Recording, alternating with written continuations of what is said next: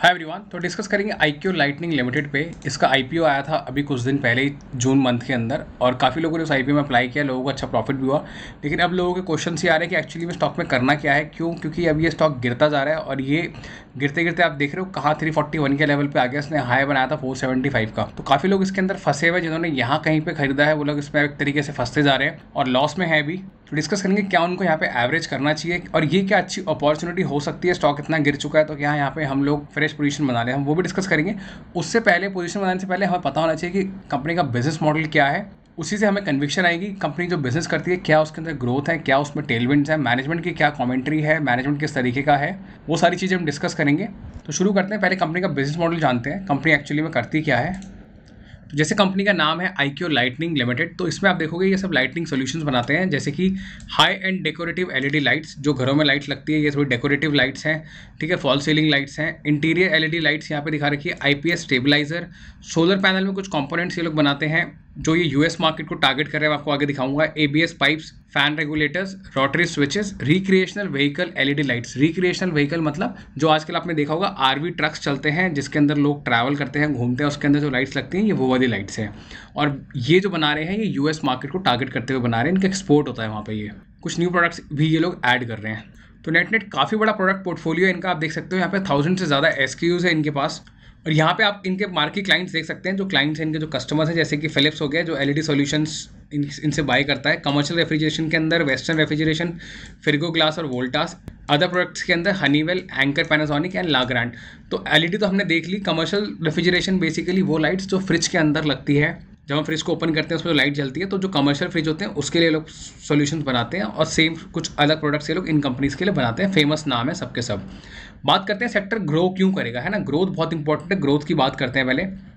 तो यहाँ पे देखो इंडियन मार्केट का जो EMS मार्केट है, इलेक्ट्रॉनिक मार्केट जो है, वो 32% से ग्रोथ कर सकता है। कैसे देखो, मैंने बता रखा है बिलियन में 32% ग्रोथ यहाँ पे देख पा रहे हैं। अभी 1469 पर है, फिर 1846 अभी लास्ट ईयर, और अभी आगे की ग्रोथ ये है। ग्रोथ के जो ड्राइवर्स रहेंगे वो China+1 स्ट्रैटेजी रहेगी। जो लोग इंपोर्ट करते हैं चाइना से, वो चाइना से ना इंपोर्ट करके इंडिया से इंपोर्ट करेंगे।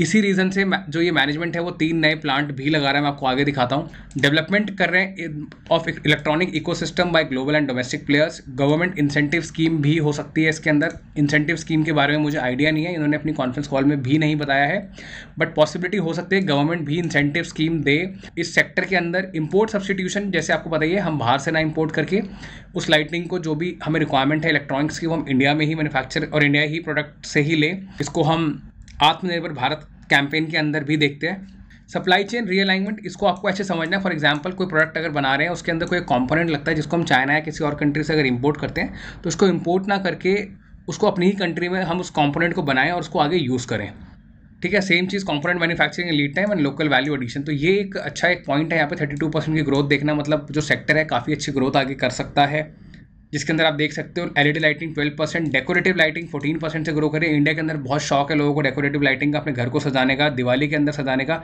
और बिना दिवाली के भी जो लोग नया घर लेते हैं, जो अपने घर को रेनोवेट करते हैं, उनको काफ़ी एक शौक रहता है। तो 14% का मार्केट जो है ग्रो कर सकता है। इंडियन LED लाइटिंग EMS 27% से ग्रो कर सकता है। नेट कहने का मतलब ये, देखो कंपटीशन भी है मार्केट में, प्लस इनके जो क्लाइंट्स हैं वो एक ब्रांडेड क्लाइंट्स हैं, जैसे कि फिलिप्स हो गया, पैनासोनिक हो गया, हनीवेल हो गया। तो जो लोग प्रीमियम कैटेगरी के अंदर बाय करते हैं वो डेफिनेटली इन्हीं लोगों से बाय करते हैं। तो इनको ऐसा कोई चैलेंज नहीं है डोमेस्टिक प्लेयर्स से भी ज़्यादा, और इनकी क्वालिटी काफ़ी अच्छी है। ऑफकोर्स इन्होंने बताया जिस हिसाब से इनके मार्जिन आप देख रहे हो, यहाँ पे 22% के मार्जिन कंपनी करती है। तो 22% का मार्जिन देखो वही कर सकता है जिसके पास में क्वालिटी बहुत अच्छी हो गई। 21-22% का मार्जिन अगर ये लोग कर पा रहे हैं, तो रेफ्रिजरेशन मार्केट इसलिए ग्रो करेगा क्योंकि देखो चेंजिंग फूड हैबिट्स है, क्लाउड किचन खुल रहे हैं, नए होटल्स खुलते हैं, नए रेस्टोरेंट्स खुलते हैं, तो वहाँ पे फ्रिज की रिक्वायरमेंट होती है, तो वो मार्केट 8% से ग्रो कर सकता है। रिक्रिएशनल व्हीकल जो ट्रक्स वगैरह होते हैं उसमें भी ग्रोथ आगे देखने को मिलेगी। वो एक अमेरिकन कॉन्सेप्ट है, और वहाँ पे देखो टेक्नोलॉजी की रिक्वायरमेंट रहती है, टूरिज्म की जो बढ़ रहा है, इंडिया में भी इसकी रिक्वायरमेंट है नो डाउट, बट ये जो बना रहे हैं ये US के एंगल से अपने प्रोडक्ट्स को बना रहे हैं। नेट ये इनके ग्रोथ के सारे ड्राइवर्स हैं। अब बात करते हैं आगे कि कंपनी ने अपने पैसे का यूज़ कैसे किया जो इन्होंने IPO में रेस किया। तो ये वो स्लाइड है, इन्होंने यहाँ बताया कि जो भी फंड्स इन्होंने रेस करें IPO से, उसमें से इन्होंने 50 करोड़, मतलब 500 मिलियन है तो 50 करोड़ हो गया, 50 करोड़ रुपीज़ इन्होंने अपनी डेट रीपे कर दी है, जो भी डेट थी कंपनी के ऊपर। डेट 120 या 128 करोड़ के आसपास है, जिसमें 50 करोड़ उन्होंने पे ऑफ कर दिया है। इन्वेस्टमेंट इन न्यू फैसिलिटी 210 करोड़ रुपए, और ये न्यू फैसिलिटी जो है वो ये वाली है। यहाँ पे आप देख सकते हो 3 ब्लॉक बना रही है कंपनी बड़े बड़े नोएडा के अंदर, जिसमें ये शुरुआत हो जाएगी ओवर नेक्स्ट 24 to 30 मंथ्स के अंदर, जहाँ पे कंपनी मैन्युफैक्चरिंग करेगी अपने बाकी प्रोडक्ट्स को। तो ऑफकोर्स जब कंपनी 3 बड़े प्लांट लगा रही है, बड़ी 210 करोड़ रुपए खर्च कर रही है, तो डेफिनेटली आगे इनको पता है कहीं ना कहीं ग्रोथ ड्राइवर्स हैं मार्केट के अंदर, इसीलिए ये लोग इतना बड़ा पैसा खर्च कर रहे हैं। और एक और पॉइंट जो है वो ये भी है कि इन्होंने अपना यूएसए के अंदर एक और ऑफिस ओपन किया है। वो यूएस ऑफिस जो है ये सेल्स के एंगल से उन्होंने ओपन किया है। वहाँ पे ये लोग नए कस्टमर्स एक्वायर करेंगे। इनको ऑलरेडी वहाँ से कुछ ऑर्डर भी मिले हैं, जो कि लिथियम आयन बैटरी और न्यू पाइप्स और बाकी सारी कैटेगरी के अंदर इनको मिल रहे हैं ऑर्डर्स, जिसमें से एक ऑर्डर इन्होंने लास्ट मंथ डिलीवर भी कर दिया है। तो उस एंगल से कुछ न्यू प्रोडक्ट्स ये लोग बनाएंगे, प्लस सोलर पैनल के अंदर भी कुछ प्रोडक्ट ये लोग बनाएंगे यूएस मार्केट के एंगल से। तो इसीलिए भी ये लोग इन्वेस्टमेंट कर रहे हैं न्यू फैसिलिटी में। और बाकी जो 500 करोड़ है, 49 करोड़ समथिंग जो है, ये बेसिकली अपनी working capital general corporate purpose के लिए ये लोग यूज़ करेंगे आगे। और ये आपको पता होना चाहिए कंपनी की जो कुछ सब्सिडरीज हैं, जिनका नाम है, देखो IQ लाइटनिंग तो ये कंपनी है ही, साथ में इनकी सब्सिडरी है Fine Technologies, Rolex lightning, Rolex exports and IQ solutions. ये मैं आपको इसलिए बता रहा हूँ क्योंकि जब भी आप रिजल्ट देखोगे कंपनी का, वो आप कंसोलिडेटेड रिजल्ट देखोगे, स्टैंड अलोन रिजल्ट नहीं देखना है, क्योंकि स्टैंड अलोन रिजल्ट इनका काफ़ी अच्छा आता है IQ लाइटनिंग के नाम से, क्योंकि जो मेजर वहाँ पे जो रेवेन्यू आता है वो फिलिप्स से आता है। बट हमने जो शेयर लिया है वो एक कंसोलिडेट कंपनी का लिया है, तो हमें सभी पे फोकस करना है, तो इसीलिए हम यहाँ पे देखते हैं। और इन्होंने जो एक यहाँ पे एक जो पॉइंट बताया वो ये है कि Q1 FY24 is not comparable to Q1 FY23 but it's comparable to Q4 FY23। वो इन्होंने इसलिए बताया क्योंकि जब इनका मर्जर हुआ इन सब कंपनीज़ का, तो उसके बाद इन्होंने वो रिजल्ट यहाँ पे डाला है। उसके पहले तक वो कंपनीज एक साथ नहीं थी, इसीलिए वो कंपेरेबल नहीं है। नेट कहने का मतलब ये है, आप इसको इस वाले क्वार्टर को, ये जो हम देख रहे हैं, सॉरी Q1 FY24 को कंपेयर कर सकते हो Q4 FY23 से, इसके साथ नहीं। और इसमें भी आपको मैं इतना कंफ्यूज नहीं करूँगा, आप इतना समझ लो कि कंपनी ने बताया इनकी जो Q1 की ग्रोथ रही है लास्ट क्वार्टर के कंपैरिजन में, जो यहाँ पे नहीं दिखाया है, जो कंपेरेबल नहीं है, उसमें 13% की रही है। और इसको हम इसलिए कंपेयर नहीं कर रहे हैं Q4 को और Q1 को, क्योंकि जो Q4 है वो बेसिकली इनका अच्छा जाता है, उन्होंने बताया, क्योंकि उसमें दिवाली का सीज़न रहता है, फेस्टिवल रहते हैं, वहाँ पे लाइटिंग की डिमांड अच्छी रहती है, इनके एक्सपोर्ट्स भी अच्छे रहते हैं। और ये वाला जो है Q1 का, इसमें ऑफकोर्स ये समर सीजन रहता है, इतनी डिमांड यहाँ पे नहीं होती है।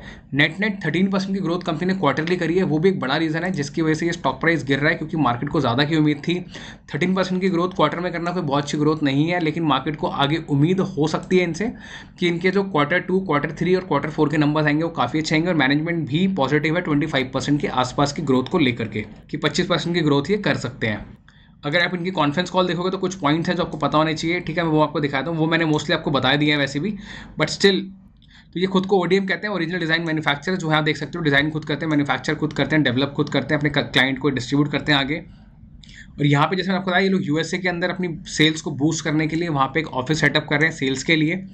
और US मार्केट के अंदर जो प्रोडक्ट ये लोग फोकस कर रहे हैं वो है, देखो, सोलर पैनल, ठीक है। कुछ प्रोडक्ट्स और भी हैं जो मैं आपको बताता हूँ बेसिकली, लेकिन उसमें से एक जो है सोलर पैनल, जिसके अंदर ये connectivity, solar charger, solar controller, मतलब पूरा पैनल नहीं बनाएंगे, कुछ उसके अंदर जो कंपोनेंट्स होते हैं उसको ये फोकस कर रहे हैं US मार्केट के एंगल से।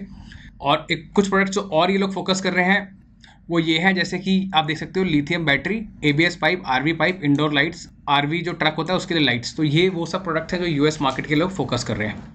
और एक इंडियन लीडिंग ब्रांड के लिए ये लोग क्या बना रहे हैं, आप यहाँ देख सकते हो, रिचार्जेबल फैंस इन्होंने डेवलप करना शुरू कर दिया। रिचार्जेबल फैंस बनाएगी कंपनी। कुछ एक और नया प्रोडक्ट जो इन्होंने बताया है इनकी पाइपलाइन के अंदर है। और यहाँ पे देखो, इन्होंने अपने रेफ्रिजरेशन बिजनेस के बारे में बताया, जिसके अंदर 25% से ये लोग ग्रो कर रहे हैं, ठीक है। और जिसके अंदर ये refrigeration, IPS stabiliser, lightning whitening सब कुछ बनाते हैं। 25% से इनकी ग्रोथ रही है लास्ट क्वार्टर के कंपैरिजन में, जो काफ़ी अच्छी ग्रोथ है। तो नेट अगर मैं पूरी कॉन्फ्रेंस कॉल को अगर समराइज करूँ, काफ़ी प्रोडक्ट जैसे पॉइंट्स हमने पहले डिस्कस कर लिए हैं। इनका रेफ्रिजरेशन 25% से ग्रो कर रहा है। US मार्केट को लेकर कंपनी काफ़ी ज़्यादा पॉजिटिव है। प्लस इन्होंने यहाँ पे टोटल एड्रेसेबल मार्केट भी बताया, जो कि 220 बिलियन के आसपास है। उसमें से ऑफकोर्स कॉम्पिटिशन बहुत है, कुछ पोर्शन ही इनको मिलेगा, लेकिन अगर कंपनी आगे ग्रो करती है उस टोटल एड्रेसेबल मार्केट के हिसाब से भी, अपने नए प्रोडक्ट के साथ, नए SKUs ऐड करते हुए, नए डिज़ाइंस के साथ, तो ऑफकोर्स ये कंपनी आगे जाके अच्छा करेगी, ठीक है। और बात करते हैं कि देखो अब यहाँ पे पोजीशन बनानी चाहिए कि नहीं बनानी चाहिए, क्योंकि देखो ग्रोथ ड्राइवर्स हमने देख ली, ग्रोथ अच्छी है मार्केट के अंदर, लेकिन ऑफकोर्स जैसे आप यहाँ पे जो हमने एक चीज़ जो नोटिस करनी है वो ये है कि इसका प्राइस टू अर्निंग मल्टीपल जो है वो काफ़ी ज़्यादा है। इनका ROC ROE हेल्दी है, नो डाउट अबाउट इट, काफ़ी हेल्दी है। यहाँ पे ये PE रेशियो थोड़ा सा ज़्यादा है, 46-44 के आसपास आ गया है। मार्केट को ज़्यादा की उम्मीद थी कि कंपनी जो है अच्छे प्रॉफिट्स करेगी तो प्राइस टू अर्निंग मल्टीपल कहीं ना कहीं स्टेबलाइज रहेगा, बट वो वैसा हो नहीं पाया। डेट टू इक्विटी 0.86 है, लेकिन कंपनी ने नो डाउट 50 करोड़ की डेट यहाँ पे कर दी जो यहाँ दिख नहीं रही है, तो डेट टू इक्विटी रेशियो थोड़ा कम आ जाएगा, 0.5 के आसपास आ जाना चाहिए। स्टिल कंपनी पे डेट है और मुझे लगता है आगे जाके ये लोग कहीं ना कहीं मैनेज कर लेंगे, क्योंकि इन पे रिजर्व्स 77 करोड़ के थोड़ा बढ़ जाएंगे जब प्रॉफिट करेंगे आगे, बट वो देखना होगा कैसे करके मैनेज करते हैं, क्योंकि इनके पास 49 करोड़ की वर्किंग कैपिटल भी है जो उन्होंने होल्ड करी हुई अपने पास। ठीक है, प्रॉफिट्स हम यहाँ पे डिस्कस नहीं कर सकते क्योंकि कंपेरेबल नहीं है, बट मैंने आपको वहाँ दिखा दिया। मार्जिन 22% का है कंपनी का, बैलेंस शीट ठीक ठाक है, इन्वेस्टर्स पोर्टफोलियो काफ़ी अच्छा है, 72% स्टेक प्रमोटर्स के पास है, FII के पास टोटल स्टेक जो है 12% का है, पब्लिक के पास 15% है, तो ठीक ठाक कन्विक्शन है स्ट्रॉन्ग हैंड्स की और QIB इन्वेस्टमेंट्स की। ठीक है, तो फाइनेंशियल्स कंपनी के ठीक ठाक है। बात करते हैं कि पोजीशन बनानी चाहिए कि नहीं बनानी चाहिए।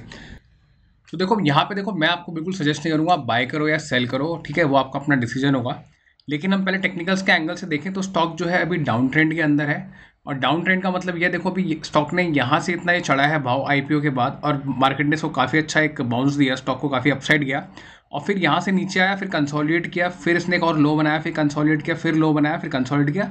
अब दोबारा देखो, देखते हुए लग रहा है कि दोबारा से एक नया लो इसमें बनता हुआ हो सकता है आगे। ठीक है, तो स्टॉक अगर दोबारा से गिरेगा तो अब आप पूछोगे भाई किस लेवल तक आगे नीचे आ सकता है, तो मैं आपको बताऊँ जो लेवल मेरे को लगता है वो हो सकता है ये IPO का 270 का प्राइस। ठीक है, ये 270 के प्राइस तक कहीं ना कहीं नीचे आ सकता है, क्योंकि अभी ये लो एकदम डाउन ट्रेंड के अंदर है, पहली बात।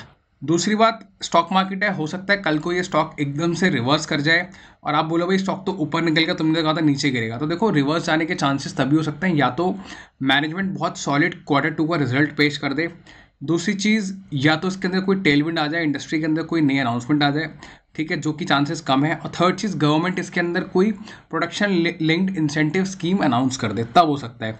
ठीक है, अदरवाइज नॉर्मल सिनेरियो के अंदर तो ये मुझे गिरता हुआ नजर आता है नीचे के लेवल तक। और आप बोलोगे हमने इतने अच्छे फंडामेंटल्स अभी देखे तो उनका क्या फ़ायदा, देखो इतने अच्छे फंडामेंटल्स हैं कंपनी के, नो डाउट, मैनेजमेंट काफ़ी अच्छा है और काफ़ी अच्छे टेलविंड्स हैं उस एंगल से, जैसे हमने देखा ग्रोथ वगैरह अच्छी है, नए प्लांट वगैरह लगा रहे हैं, तो आप इसको लॉन्ग टर्म के लिए होल्ड कर सकते हो जिसके पास IPO प्राइस का खरीदा हुआ है। अगर आपने 270 के भाव पे लिया, नो डाउट आप पॉजिटिव में रहोगे, आपके पास में तो अभी प्रॉफिट होगा ही होगा। ठीक है, अभी तो उसमें इतना गैप बाकी है, तो आप इसको होल्ड करो लॉन्ग टर्म के लिए। और जिसने ऊपर लिया उसको डरने की जरूरत नहीं है कि भाई देखो हमने गलत कंपनी खरीदी है, गलत कंपनी आपने नहीं ली है, बस गलत भाव पे ले ली है। ठीक है, अगर आप इतने महंगे मल्टीपल पे नहीं लेते तो शायद आप नीचे आके लेते तो आपको प्रॉफिट बन जाता। अब लोग बोलेंगे उसको एवरेज कहाँ करें, देखो एवरेज करने के लिए आप वेट करो थोड़ा सा, जब स्टॉक प्राइस नीचे आ जाए तब आप इसमें एवरेज करना 270 या जो भी इसका लेवल बने 300। आपको पता कैसे चलेगा, मैंने बहुत चार्ट देखे, मैं आपको बताया था अपने एक्सपीरियंस के साथ। स्टॉक नीचे आएगा, कंसोलिडेट करेगा, फिर थोड़ा सा ऊपर जाएगा, फिर रिटेस्ट करेगा प्राइस को और फिर ऊपर जाएगा, तब आप इसके अंदर एवरेज करना। और अगर जब तक इसका Q2 का रिजल्ट आ भी जाएगा, मैं भी उसको कवर करूंगा आपके साथ, इसके टेक्निकल्स भी शेयर करूंगा, बट अभी की सिचुएशन में अभी एवरेज करने की सिचुएशन मुझे दिखती नहीं है। नो डाउट बुल रन के सेंटिमेंट्स हैं, ये चढ़ सकता है प्राइस दोबारा से ऊपर, बट हो सकता है ऑपरेटर आपको इसके अंदर ट्रैप करे। ये जो बड़े बड़े ग्रीन कैंडल्स है ना, ये देखो ये ऑपरेटर ट्रैप करता है, इसके अंदर ग्रीन कैंडल बड़ा सा बनाता है, लोगों को लगता है स्टॉक 2, 3, 5% बढ़ रहा है, 5% हम इसको खरीदते हैं, फिर वो दोबारा उसको नीचे ले आता है। अब ऑपरेटर को क्या फ़ायदा है क्या नहीं है वो एक डिफरेंट स्टोरी है, वो कभी और बात करेंगे उसके बारे में, बट एवरेज करने की जगह नहीं है। दूसरी बात, फ्रेश पोजीशन बनानी है तो भी आप वेट करो, फ्रेश पोजीशन बनाने के लिए भी आपको मौका मिलेगा जब ये थोड़ा सा कंसोलिडेट होगा। नो डाउट कंपनी अच्छी है, फ्यूचर अच्छा है, फ्रेश पोजीशन बनाने में कोई प्रॉब्लम नहीं है इसके अंदर, बिल्कुल बना सकते हो आप। आपका अगर व्यू लॉन्ग टर्म का है तभी आप बनाना, आने वाले 2 से 3 साल का, क्योंकि कंपनी नया प्लांट अभी अगले साल तक और शुरू करेगी, 1 इस साल होगा, 2 नेक्स्ट ईयर होंगे, तो उनका जो भी प्रोडक्शन होगी, जो भी वो रेवेन्यू के अंदर सारा कुछ ऐड होगा, ग्रेजुअली सब कुछ आपको प्रॉफिट्स नजर आएंगे। उसके अंदर एटलीस्ट 30 मंथ्स उन्होंने खुद बताए हैं, मतलब आई थिंक 24-30 मंथ्स के आसपास का पीरियड उन्होंने खुद बताया। टोटल जो पूरी एक वो साइकिल जो है कंप्लीट करेंगे लोग 18-20 मंथ्स की, जिसके अंदर प्रोडक्शन मशीनरी सब कुछ सेटअप होगा। तो नेट में ये बोलूँगा Q2 का रिजल्ट आने का वेट करो, मैनेजमेंट क्या कमेंट्री करता है उसके अंदर, क्या ये लोग नंबर्स शेयर करते हैं हमारे साथ और कैसा रिजल्ट आता है, वो बहुत इंपॉर्टेंट है, क्योंकि हाई PE कंपनी है अभी, अगर आप ज़्यादा PE पे खरीद लोगे तो फिर क्या ही रिटर्न बना पाओगे। ठीक है, तो नेट यही है पूरा एनालिसिस। आपको अगर वीडियो अच्छा लगा हो तो प्लीज़ वीडियो को लाइक ज़रूर करें, आप चैनल पर नए हैं चैनल को सब्सक्राइब करें, और आपका कोई भी क्वेश्चन हो स्टॉक से रिलेटेड, ठीक है, तो आप ज़रूर मुझे कमेंट में लिखना, मैं ज़रूर आपको आंसर करूँगा। और मेरे चैनल के ऊपर आपको और भी अच्छी वीडियोस मिल जाएंगी। अगर आप बुल रन के एंगल से अच्छे स्टॉक्स ढूंढ रहे हो जिनको आप अपने पोर्टफोलियो में ऐड कर सकते हो, एजुकेशन पर्पस के लिए कुछ आपको वीडियो बता सकता हूँ, जैसे कि एंजल 1 और 5 पैसा के ऊपर मैंने ये वीडियो बनाया है, Century Plywood, Varun Beverages, Raymond Limited, PSP project, Gravita, DCX Systems, Mrs Bectors Food, Map My India, Persistent Systems, ये कुछ अच्छी कंपनीज हैं जिनको आप कंसिडर कर सकते हो फॉर एजुकेशन पर्पस।